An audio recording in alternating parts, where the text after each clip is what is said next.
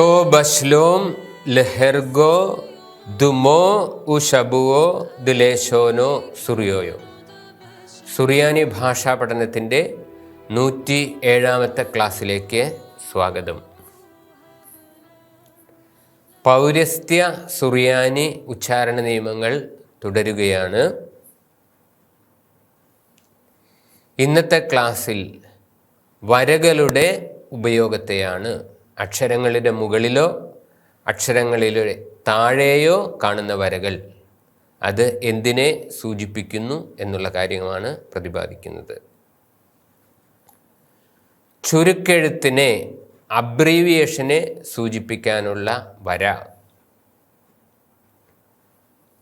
ഈ വാക്ക് കന്ദീശ എന്നാണ് വായിക്കുന്നത്. ഈ വാക്കിൻ്റെ ചുരുക്കെഴുത്ത്, അബ്രീവിയേഷൻ എങ്ങനെയാണെന്ന് കാണാം. ഇവിടെ കദ് എന്ന് മാത്രമേ എഴുതിയിട്ടുള്ളൂ. ദാലസ് എന്ന അക്ഷരത്തിൻ്റെ മുകളിൽ ഒരു വരയുണ്ട്.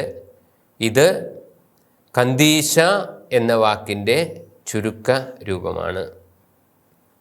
വേറൊരു ഉദാഹരണം കൂടി. ഉ ഷർക്ക, ഈ വാക്കിൻ്റെ ചുരുക്കെഴുത്ത് ഇപ്രകാരമാണ്. വവൽസ് ഒന്നും തന്നെയില്ല. ഷീൻ എന്ന അക്ഷരത്തിൻ്റെ മുകളിൽ ഒരു വരയുണ്ട്. ഉ ഷർക്ക, ഇതിൻ്റെ അർത്ഥം എറ്റ്സെട്ര ഇത്യാദി എന്നാണ്. രണ്ടാമതായി, ഒരു പദത്തിലെ ഒരക്ഷരം ഉച്ചരിക്കുന്നില്ലെങ്കിൽ അത് സൂചിപ്പിക്കാൻ വര ഇടുക പതിവുണ്ട്. അതിൻ്റെ ഉദാഹരണങ്ങൾ കാണാം. നാശ, ഈ പദത്തിൻ്റെ ആദ്യത്തെ അക്ഷരം ആലപ് ആണ്. അതിൻ്റെ മുകളിൽ ചെരിഞ്ഞ ഒരു വരയുണ്ട്. അക്ഷരത്തിൻ്റെ മുകളിലെ ചെരിഞ്ഞ വര സൂചിപ്പിക്കുന്നത് ആ അക്ഷരം ഉച്ചരിക്കേണ്ട എന്ന കാര്യമാണ്. നാശ, ഇവിടെ ആലപ് ഉച്ചരിക്കുന്നില്ല. ആസീൻ, ഇവിടെ ലാമദ് എന്ന അക്ഷരത്തിൻ്റെ മുകളിലാണ് വര. അത് സൂചിപ്പിക്കുന്നത് ലാമദ് ഉച്ചരിക്കുന്നില്ല. ഈ എന്ന സ്വരം സൈൻ എന്ന അക്ഷരത്തിന് ലഭിച്ച് ഇവിടെ ആസീൻ എന്നാണ് ഈ വാക്ക് ഉച്ചരിക്കുന്നത്. യൂദായ, ഈ വാക്കിൽ ഹേ എന്ന അക്ഷരമാണ് ഉച്ചരിക്കാത്തത്. അതിൻ്റെ മുകളിൽ ചെരിഞ്ഞ വരയുണ്ട്. യൂദായ. മിദീത്ത, ഇവിടെ നൂൻ എന്ന അക്ഷരത്തിൻ്റെ മുകളിലെ വര അത് ഉച്ചരിക്കുന്നില്ല എന്നതിനെ സൂചിപ്പിക്കുന്നു. മിദീത്ത. അക്ദ, ഇവിടെ ഹേസ് എന്ന അക്ഷരത്തിൻ്റെ മുകളിലാണ് ഉച്ചരിക്കേണ്ട എന്ന് സൂചിപ്പിക്കാനുള്ള വര ഉള്ളത്. ബസ്, ഇവിടെ റേഷ് എന്ന അക്ഷരത്തിൻ്റെ മുകളിലാണ് ഉച്ചരിക്കേണ്ട എന്നതിനെ സൂചിപ്പിക്കാനുള്ള വര ഉള്ളത്. മുകളിലെ കണ്ട 6 വാക്കുകളിൽ നിന്ന് നാം മനസ്സിലാക്കുന്നത്, ഇങ്ങനെ ഒരു പദത്തിൽ സാധാരണയായി മുകളിൽ വര കാണുകയും അത് ഉച്ചരിക്കേണ്ട എന്ന് കാണുകയും ചെയ്യുന്ന അക്ഷരങ്ങൾ 6 എണ്ണമാണ്. ആലപ്, ലാമദ്, ഹേ, നൂൻ, ഹേസ്, റേഷ്. ഈ 6 അക്ഷരങ്ങളാണ് ഇപ്രകാരം ഉച്ചരിക്കാതെ മുകളിൽ വരയിട്ട് കാണപ്പെടുന്നത്. ഈ 6 അക്ഷരങ്ങൾക്ക് സ്വരം ചേർത്താൽ ആലാഹ നാഹർ എന്ന് പറയാവുന്നതാണ്. അത് പഠിക്കാനുള്ള എളുപ്പത്തിന് ആലാഹ നാഹർ എന്ന് പറയാവുന്നതാണ്. ഇനിയും ഒരു പദത്തിലെ 2 അക്ഷരങ്ങൾ തുടർച്ചയായി സ്വരമില്ലാതെ വരികയും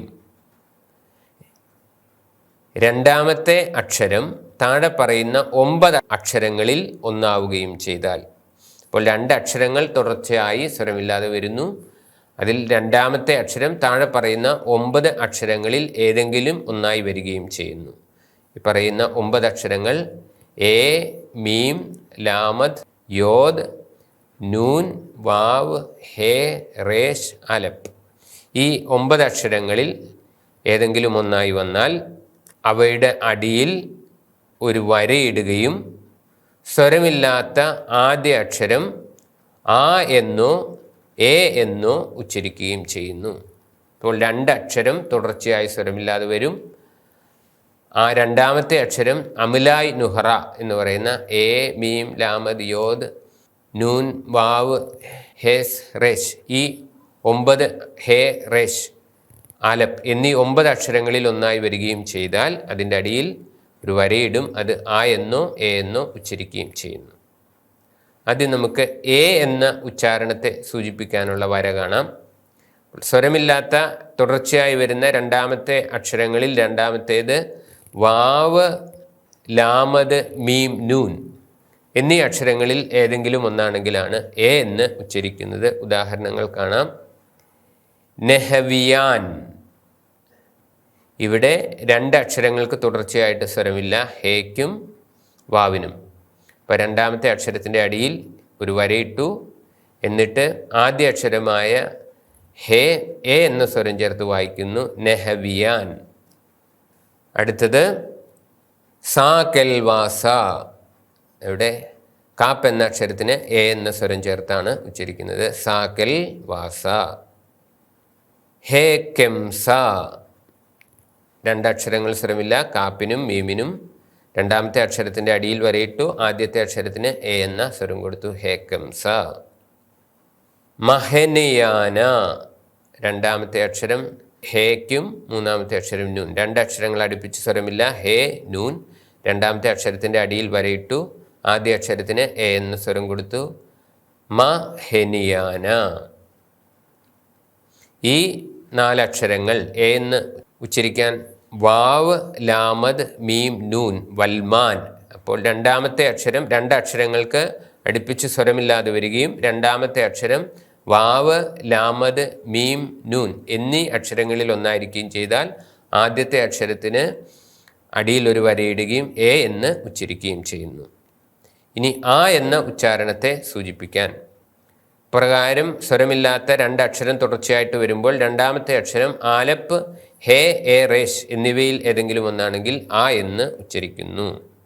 ഉദാഹരണം എസാക്കേൽ, ഇവിടെ താവും ആലപ്പുമാണ് സ്വരമില്ലാത്തത്, താവിൻ്റെ അടിയിൽ വരയിട്ട് ആ എന്ന് ഉച്ചരിക്കുന്നു, എസാക്കേൽ. ഇവിടെ നൂനും ഹേയുമാണ് സ്വരമില്ലാത്ത അക്ഷരങ്ങൾ. രണ്ടാമത്തെ അക്ഷരമായ ഹേയുടെ അടിയിൽ വരയിടുന്നു. സ്വരമില്ലാത്ത ആദ്യത്തെ അക്ഷരമായി നൂൻ ആ എന്ന സ്വരം ചേർത്ത് വായിക്കുന്നു, മനഹ്റാന, മനഹ്റാന. ഇവിടെ റേഷും എയുമാണ് സ്വരമില്ലാത്ത അക്ഷരങ്ങൾ. രണ്ടാമത്തെ അക്ഷരമായി എയുടെ അടിയിൽ വരയിട്ടു, ആദ്യ അക്ഷരമായ റേഷിന് ആ എന്ന സ്വരം ചേർത്ത് തറയാസ, തറയാസ എന്ന് വായിക്കുന്നു. ഇവിടെ ഹേസും റേഷുമാണ് സ്വരമില്ലാതെ അടുപ്പിച്ചു വരുന്ന 2 അക്ഷരങ്ങൾ. റേഷിൻ്റെ അടിയിൽ വരയിട്ടു, ഹേസിന് ആ എന്ന സ്വരം ചേർത്ത് മഹർമാന എന്ന് വായിക്കുന്നു. ഇപ്രകാരമുള്ള ആ എന്ന് ഉച്ചരിക്കുന്നതിനുള്ള 4 അക്ഷരങ്ങൾ സ്വരം ചേർത്ത് ആഹാ അർ, ആലപ്പ്, ഹേ, അഹാ അർ, എ, റേഷ് എന്നിവയാണ്. ഇനിയും അമുലായ് നുഹ്റ എന്ന 9 അക്ഷരങ്ങളിൽ 8 അക്ഷരങ്ങളുടെ കാര്യമാണ് നാം പറഞ്ഞത്. അവശേഷിക്കുന്ന യോദ് സ്വരമില്ലാത്ത അക്ഷരത്തിന് ശേഷം വരുമ്പോൾ അത് ഈ എന്ന സ്വരത്തോടു കൂടിയാണ് വരുന്നത്. യോദ് എന്ന അക്ഷരം ഈ എന്ന സ്വരത്തോടു കൂടി വരുന്നതിനാൽ വരയിടുന്നില്ല. അപ്പോൾ അത് സ്വാഭാവികമായി തന്നെ എസ് ഹേവ് എന്ന് ഉച്ചരിക്കുന്നു. ഇനിയും 5 അക്ഷരങ്ങളുടെ 5ാമത്തെ നിയമം അക്ഷരങ്ങളുടെ സ്വാഭാവിക ഉച്ചാരണം സൂചിപ്പിക്കാനുള്ള വരയെ പറ്റിയാണ്. അത് 2 അക്ഷരങ്ങൾ തുടർച്ചയായി സ്വരമില്ലാതെ വരികയും രണ്ടാമത്തെ അക്ഷരം താഴെ പറയുന്ന അക്ഷരങ്ങളിൽ 9 അക്ഷരങ്ങളിൽ അല്ലാതിരിക്കുകയും ചെയ്താൽ, താഴെ പറയുന്ന 9 അക്ഷരങ്ങൾ അല്ലാതിരിക്കുകയും ചെയ്താലാണ് ഈ അമലായ് നുഹ്റ എന്ന് പറയുന്ന 9 അക്ഷരങ്ങളാണെങ്കിൽ എന്ന കാര്യമാണ് നേരത്തെ പറഞ്ഞത്. അതല്ലാതിരിക്കുകയാണെങ്കിൽ അത് സ്വാഭാവികമായി 2 അക്ഷരങ്ങളും ഉച്ചരിക്കുന്നു. ഇവിടെ ഹേസിനും സൈനും ഇവിടെ വവ്വലില്ല. അപ്പോൾ അത് മഹ്സിയ സ്വാഭാവികമായി ഉച്ചരിക്കുന്നു. 2 അക്ഷരങ്ങളും ചന്ദ്രക്കലയോടുകൂടി സ്വാഭാവികമായി ഉച്ചരിക്കുന്നു. സദ്ഖ്സ, മ ക്തിയ, എസ്ബുസേസ്, വരകളെപ്പറ്റി ഇന്നത്തെ ക്ലാസ്സിൽ കണ്ട കാര്യങ്ങൾ സംഗ്രഹിക്കാം. ചുരുക്കെഴുത്തിനെ സൂചിപ്പിക്കുവാൻ അക്ഷരങ്ങളുടെ മുകളിൽ വരയിടുന്നു. കന്ദീശ എന്നുള്ള അക്ഷരം കദ് എന്നെഴുതി മുകളിൽ വരയിട്ടിരിക്കുന്നു. ഉച്ചരിക്കേണ്ട അക്ഷരത്തെ സൂചിപ്പിക്കാനുള്ള അക്ഷരത്തിന് മുകളിൽ ചെരിഞ്ഞ് വരയിടുന്നു. ആലപ്പ്, ലാമദ്, ഹേ, നൂൻ, ഹേസ്, റെഷ് എന്നീ 6 അക്ഷരങ്ങൾക്ക് മുകളിലാണ് ഇപ്രകാരം വരയിടുന്നത്.